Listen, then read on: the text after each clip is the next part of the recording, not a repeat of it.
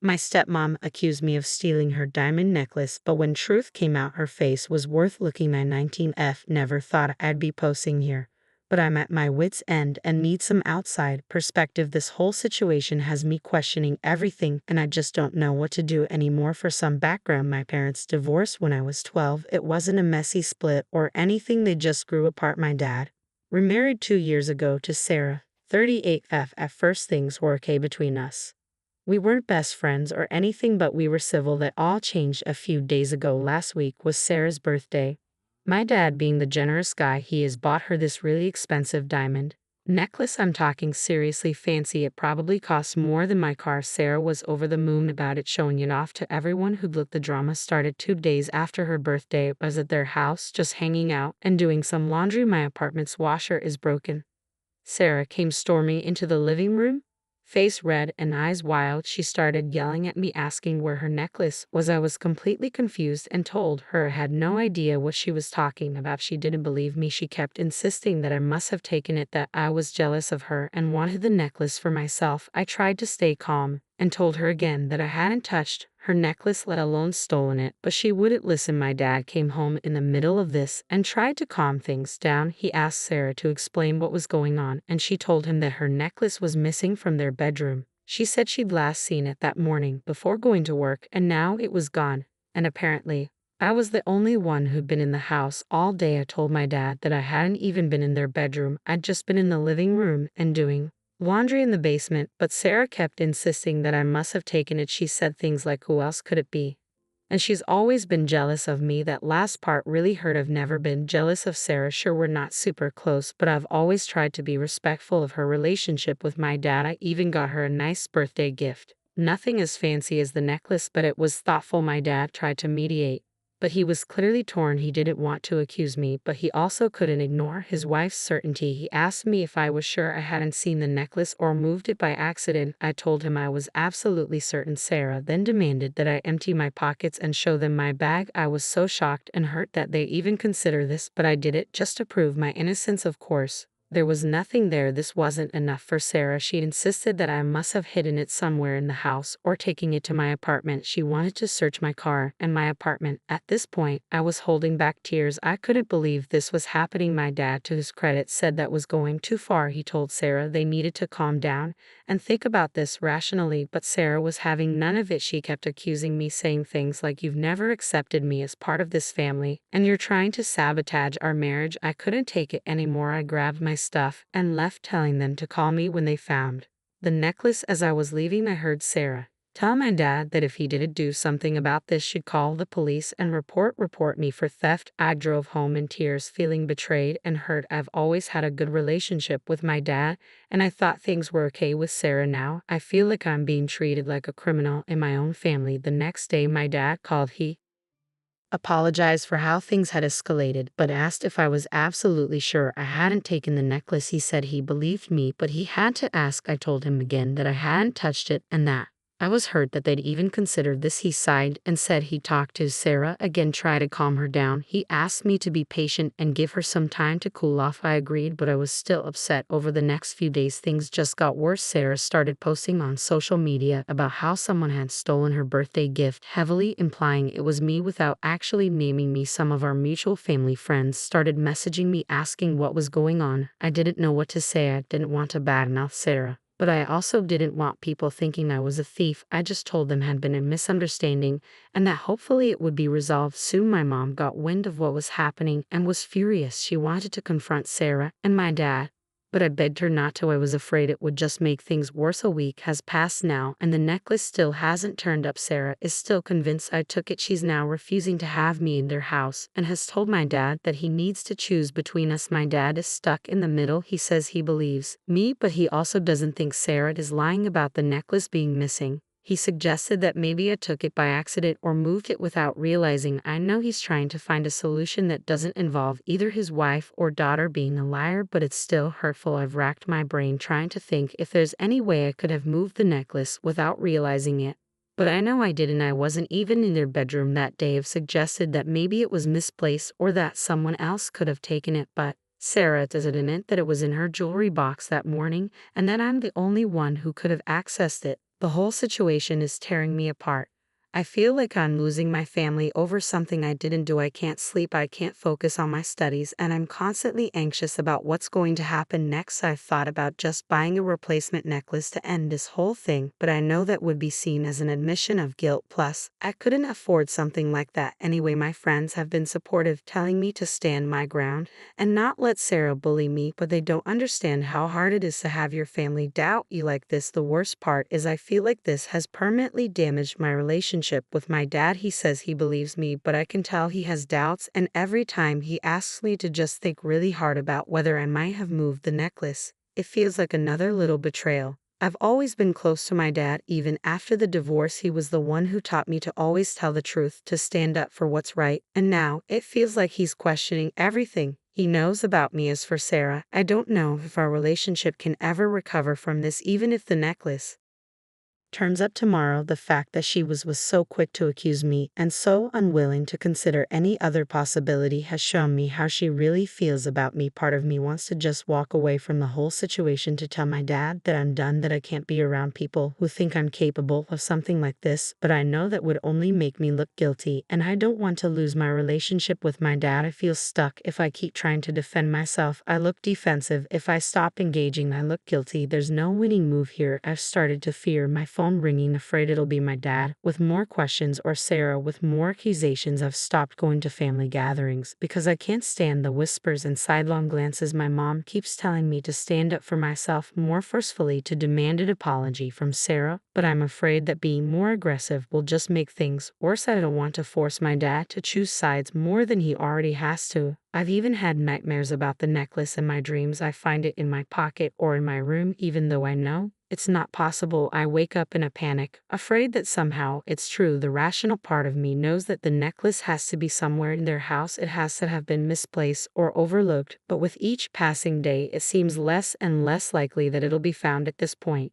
I don't even care about proving my innocence anymore. I just want this nightmare to be over. I want my family back. I want to be able to hug my dad without feeling like he's wondering if I'm a liar. I want to be able to go to family dinners without feeling like a pariah.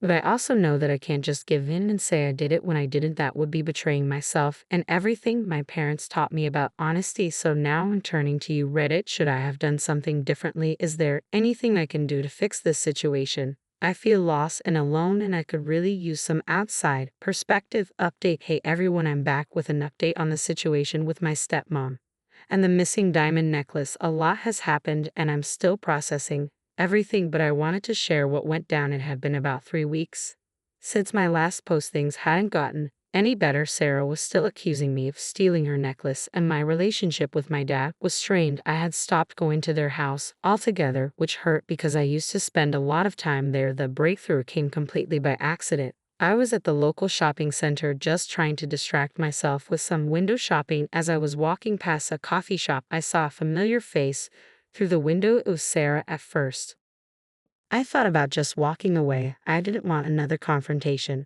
But then I noticed she was sitting with a man I didn't recognize. They seemed to be having an intense conversation. I know it wasn't right, but I couldn't help myself. I found a spot where I could see them without being obvious and watched. Sarah looked nervous, keep glancing around like she was afraid of being seen. Then to my shock, I saw Sarah reach into her purse and pull out a small black velvet box. My heart started racing. It looked exactly like the box my dad had given her the necklace in. Sarah handed the box bow to the man. He opened it, looked inside, then closed it quickly and put it in his pocket. They talked for a few more minutes, then the man got up and left. I was shaking. I couldn't believe what I had just seen. Without thinking, I had taken a few pictures with my phone. They weren't great quality, but you could clearly see Sarah and the man and Sarah handing over the box. I didn't confront Sarah. I was too scared and confused. Instead, I called my dad. My voice was shaking as I asked him to meet me outside the shopping center. He must have heard the urge in my voice because he agreed immediately. When my dad arrived, I was a mess. I was crying and shaking. He looked really worried and asked me what was wrong. I took a deep breath and told him everything I had seen. At first, he looked confused, then angry, then just sad.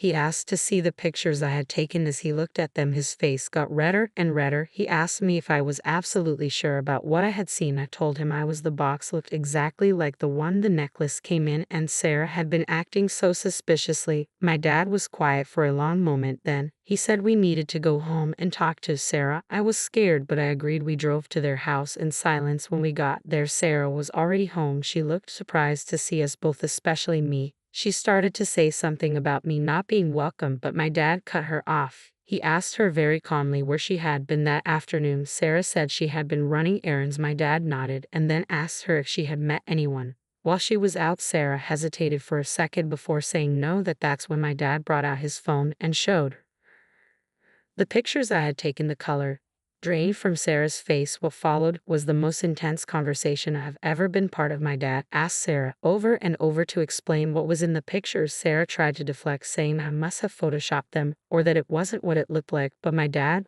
wasn't having it. He kept pushing, asking who the man was, what was in the box, why she had lied about meeting someone. With each question, Sarah got more and more flustered. Finally, after what felt like hours but was probably only about 30 minutes, Sarah broke down. She started crying and admitted everything. The necklace had never been stolen. The day after her birthday, she had taken it to a friend's house for safekeeping. The man in the coffee shop was this friend, and she had been picking up the necklace from him. When my dad asked why she had done this, Sarah's answer made me feel sick. She said she had never liked me coming to their house. She felt like I was intruding on her time with my dad. She thought if she accused me of stealing something valuable, my dad would stop inviting me over for so much. She said she had planned to find the necklace in a few weeks and claim it must have been misplaced. She never expected things to go this far or for my dad to get so upset. My dad was furious. I had never seen him so angry. He told Sarah that what she had done was inexcusable. He said she had not only hurt me but had made him doubt his own daughter. Sarah tried to apologize to me,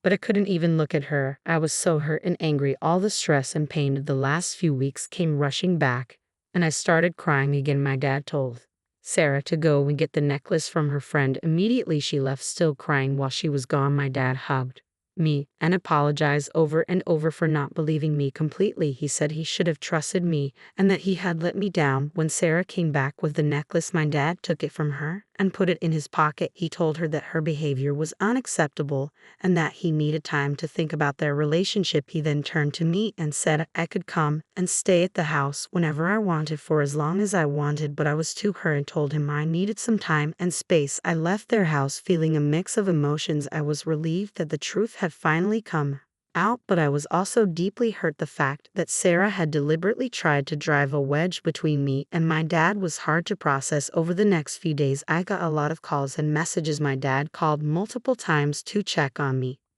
and to apologize again. He told me that he and Sarah were going to start couples counseling, but he understood if I didn't want to be around her for a while. Sarah tried to call and message me too, but I wasn't ready to talk to her. Her messages were full of apologies and explanations, but they all felt hollow to me. My mom was furious when I told her what had happened. She wanted to confront Sarah herself, but I asked her not to. I didn't want to create more drama. As for me, I'm still trying to figure out how I feel about everything. I'm relieved that I've been proven innocent, but the whole experience has left me feeling betrayed and hurt. I used to split my time between my mom's house and my dad's, but for now, I'm staying with my mom full time. My dad says I'm welcome anytime, but the thought of being in that house around Sarah makes me uncomfortable. I'm angry at Sarah. Of course, what she did was cruel and manipulative, but I'm also angry at my dad for not believing me completely from the start. I know he was in a difficult position, but I'm his daughter. I feel like he should have trusted me more. I'm also struggling with feelings of guilt. Even though I know I didn't do anything wrong, part of me feels like I'm responsible for the problems in my dad's marriage now. I know that's not rational, but it's hard to shake. My friends have been really supportive. They've been helping me process everything and reminding me that none of this was my fault. I'm grateful for them.